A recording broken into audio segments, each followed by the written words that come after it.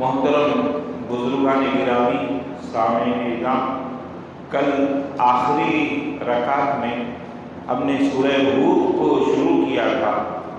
آج سورہ ہود کو مکمل کرنے کے بعد سورہ یوسف کو ہم نے شروع کیا اور کچھ حصہ سورہ یوسف کا ہم نے سنا اور قصہ یوسف کو سنتے ہوئے ہم 12ویں پارے کے اختتام پر پہنچے۔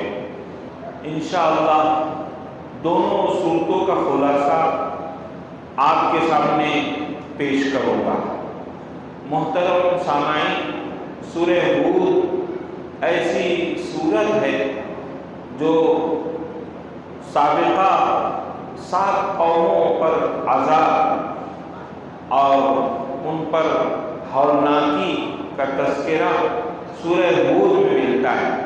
حضرت ابوبکر صدیق رضی اللہ تعالیٰ عنہ نے آپ صلی اللہ علیہ وسلم کی داڑھی مبارک میں سفید بال دیکھے تو غم کا اظہار کیا اور حضرت ابوبکر صدیق رضی اللہ عنہ نے کہا، اے اللہ کے رسول صلی اللہ علیہ وسلم، آپ بوڑھے ہو گئے۔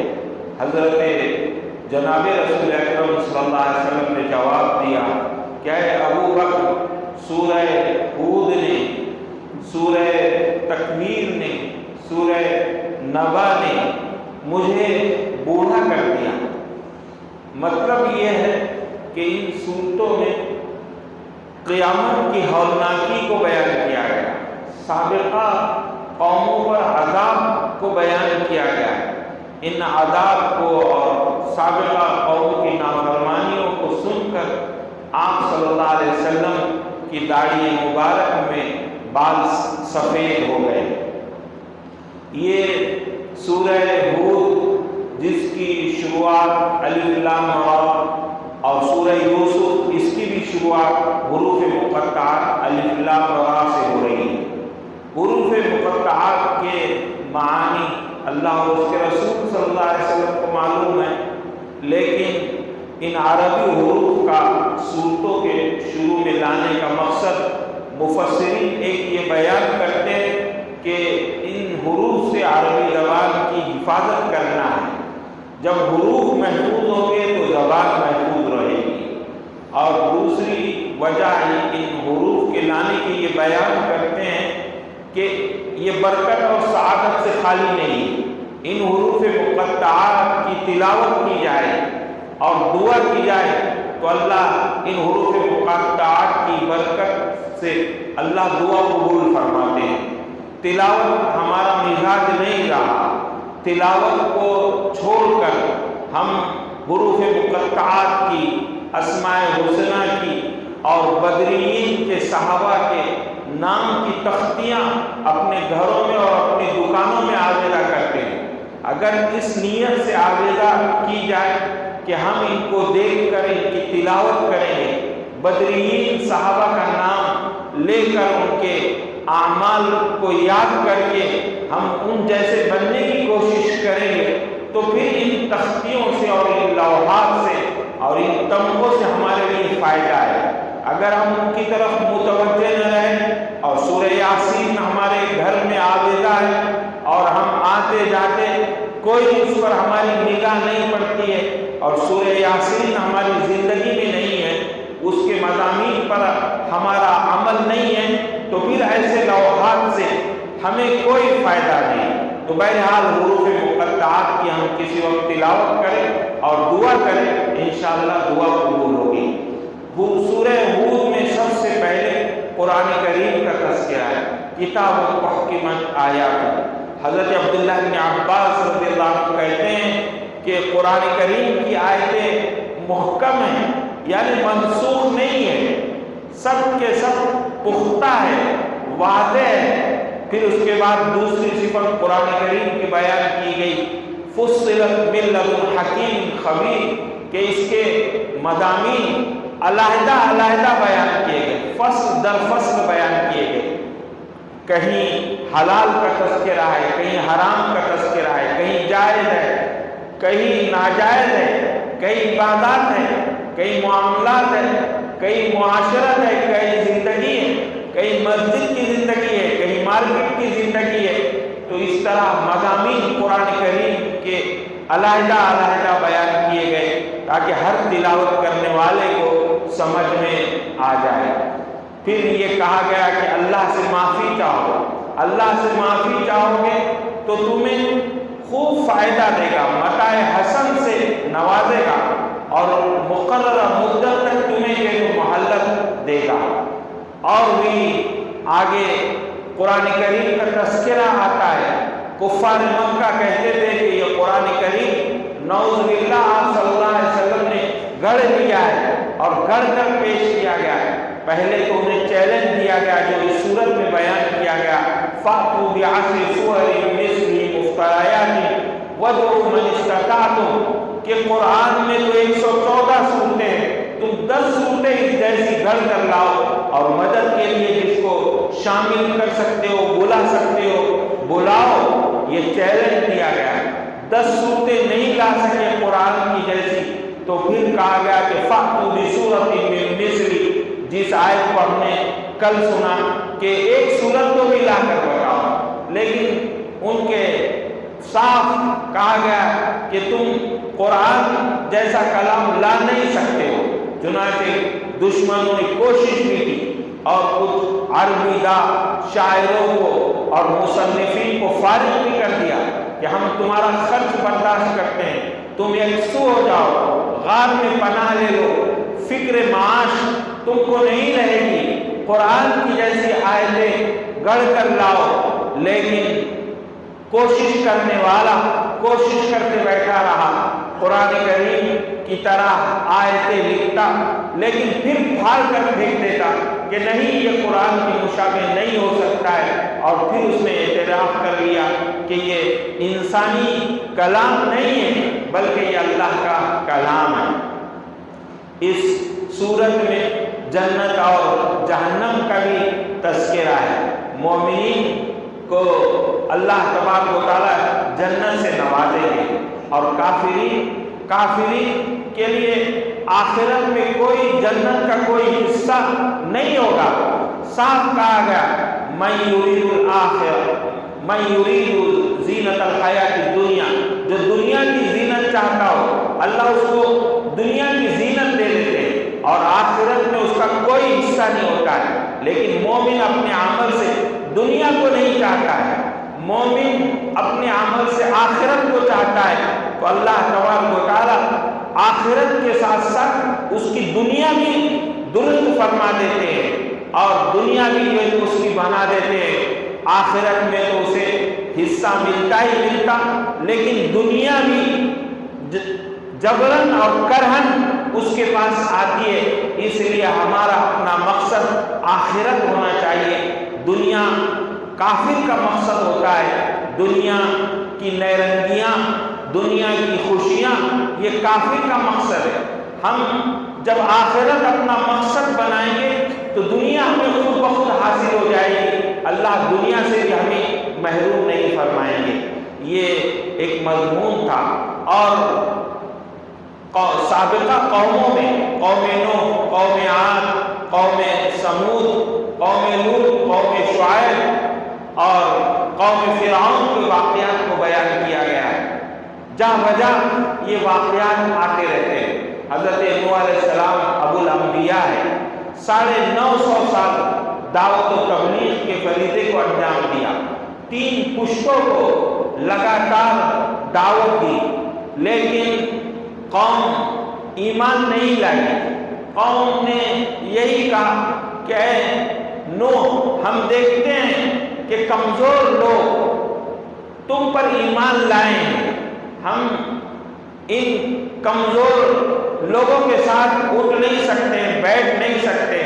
حضرت نوح علیہ السلام نے کہا وَمَا أَنَا بِطَارِدِ الَّذِينَ آمَنُوا، میں مومنین کو جو مجھ پر ایمان لائے ان کو اپنی مجلس سے نہیں ہٹاتا، ان کو دھتکارنے والا نہیں ہوں میں۔ اور یہی ہوتا ہے کہ کسی صداقت کو سب سے پہلے غریب آدمی قبول کرتا ہے، مالدار تو پس و پیش میں رہتا ہے، وہ دیکھتا ہے، غور کرتا ہے، فکر کرتا ہے، وہ چھلانگ نہیں لگاتا ہے، وہ مصیبتوں کو پہلے گلے نہیں لگاتا ہے، بلکہ وہ جھیالے کھڑے ہوتے ہیں جو دنیا کی حرص اور طمع اپنے اندر نہیں رکھتے ہیں اور دنیا سے متاثر نہیں ہو سکتے ہیں، ایسے ہی لوگ حقیقتوں کو جلد قبول کر لیتے ہیں۔ حضرت نوح علیہ السلام لگاتار دعوت دیتے رہے، اس دعوت، ایمان کی دعوت، رسالت کی دعوت، آخرت کی دعوت کی بنیاد پر قوم حضرت نوح علیہ السلام کو سزا دیتی، چٹائیوں میں لپیٹ کر مارتی اور ادمرا چھوڑ دیتی۔ حضرت نوح علیہ السلام کو ہوش آتا تو پھر لڑکھڑاتے ہوئے اپنی لہولہان جوتیوں میں پھر دعوت و تبلیغ کے فریضے کو انجام دیتے۔ حضرت نوح علیہ السلام کو قوم کے لوگ نوجوانوں کے اوباش نوجوانوں کے بھی حوالے کر دیتے، وہ بھی حضرت نوح علیہ السلام کو تکلیف پہنچاتے، لیکن ایسی نافرمان قوم تھی کہ دادا پوتے کو اور باپ بیٹے کو نصیحت کرتا کہ اس بوڑھے کی یہ تو بات نہ ماننا، اس کی تصدیق نہ کرنا۔ جب حضرت نوح علیہ السلام نا امید ہو گئے تو پھر اس وقت حضرت نوح علیہ السلام نے دعا کی کہ لا یلد الا فاجرا کفارا، کہ اے اللہ تبارک و تعالیٰ ان سے فاجر اور ناشکرے ہی پیدا ہوں گے، اور اب جو ہے تو لا تجعل علی الارض من الکافرین دیارا، کہ اب کسی کافر کو آپ زمین پر مت چھوڑیے۔ چنانچہ اللہ تبارک و تعالیٰ چند اہل ایمان کو کشتی میں بچاتے ہیں، جن کے سوار کرنے کا حضرت نوح علیہ السلام کو حکم دیا جاتا ہے، اور اس زمین کو ظالمین سے پاک و صاف کیا جاتا ہے۔ ایک پانی کا سیلاب ہوتا ہے، زمین سے پانی ابل رہا ہے، آسمان سے برس رہا ہے، تنور جس سے آگ جلتی تھی وہ بھی پانی کے جو جوش مارتا ہے اور اس سے بھی پانی کے فوارے پھوٹ پڑتے ہیں، یہ عذاب آتا ہے۔ اس کے بعد قوم نوح ہلاک کر دی جاتی ہے۔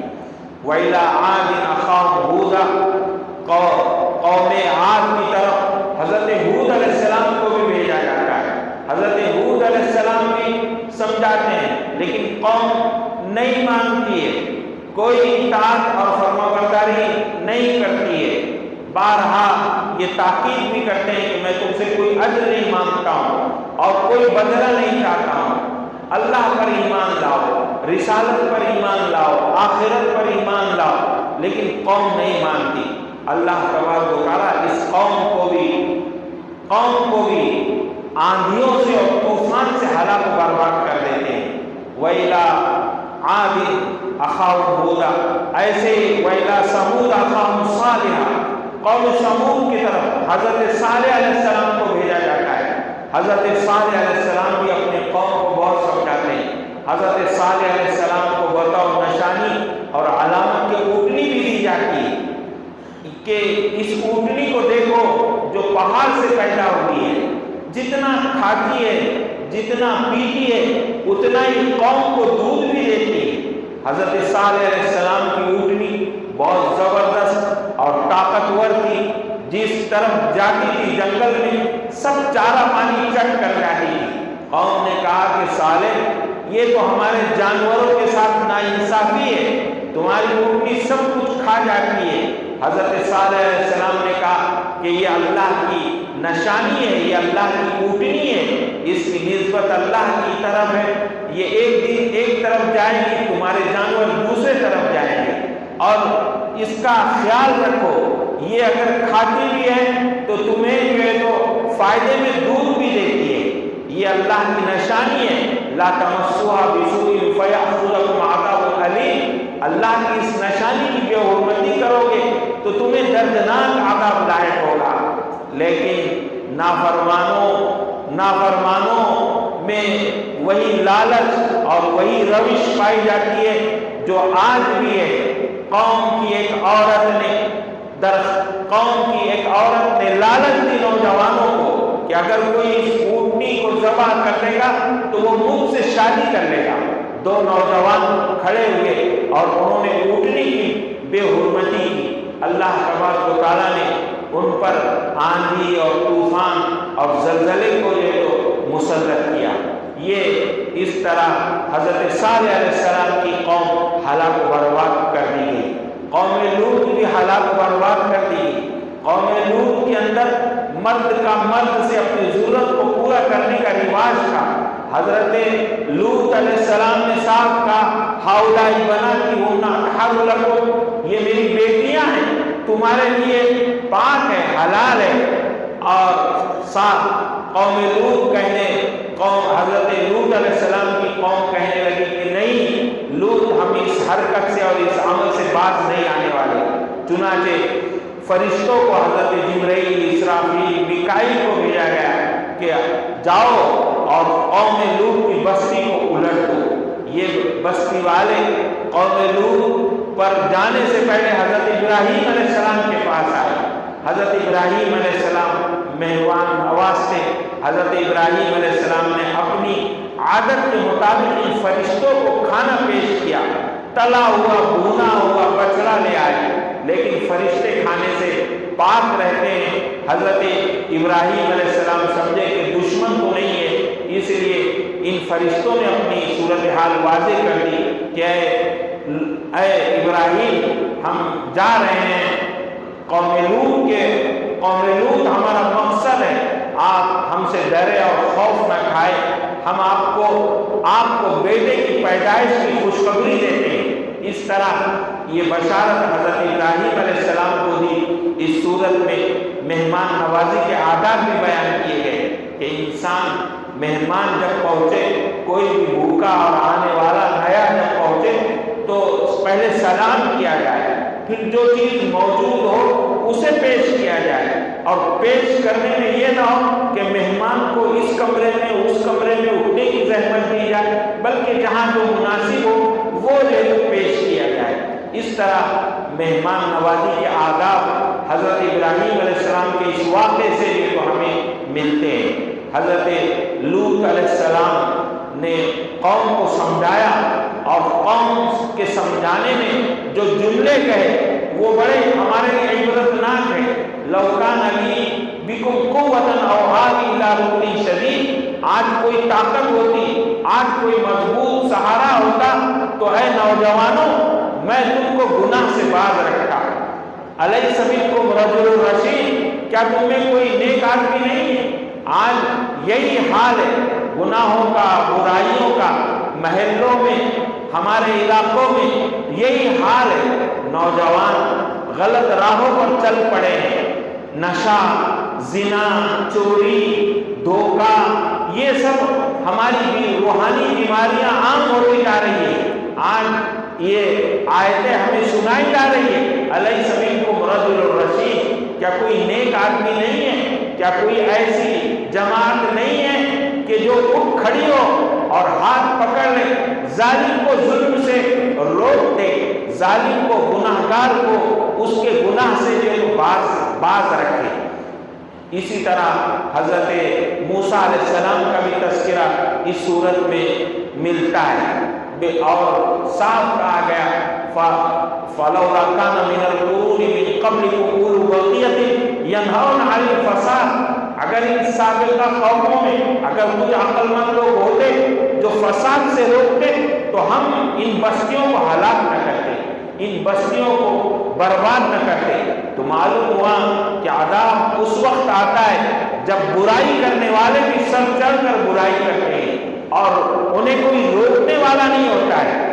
جس طرح اگر کسی پانی کے جہاز میں سوراخ کیا جائے گا تو سوراخ کرنے والا ڈوبتا ہے تو نہ روکنے والے بھی ڈوب جاتے ہیں، یہی حال اس دنیا کا ہے کہ گناہ گار تو ہلاک و برباد ہوتا ہی، لیکن اس کے گناہ پر، اس کی چوری پر، اس کی نافرمانی پر جب اس کے خاندان والے بھی خوش ہوتے ہیں اور اسے ہیرو قرار دیتے ہیں تو پھر جب عذاب الہی آتا ہے، عذاب کا کوڑا آتا ہے یا قانونی شکل کا کوئی عذاب آتا ہے تو پھر کوئی بچتا نہیں۔ اس عذاب، اس گناہگار کے ساتھ دوسرے بھی عذاب میں گر جاتے ہیں، جیسے گیہوں پیسنے کے لیے ہم لے جاتے ہیں تو اس کے ساتھ کیڑے بھی رگڑے جاتے ہیں، وہ بھی یہ جو سزا بھگتتے ہیں۔ تو یہی حال اس دنیا کا ہے۔ ہمیں چاہیے کہ اس سورہ ہود سے ہم یہ سبق اور عبرت حاصل کریں۔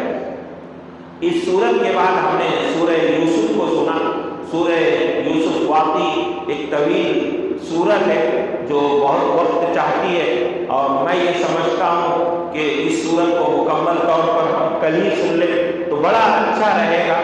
اور سورہ یوسف بھی ایسی سورت ہے کہ سلسلے وار حضرت یوسف علیہ السلام کے قصے کو ایک جگہ بیان کیا گیا ہے۔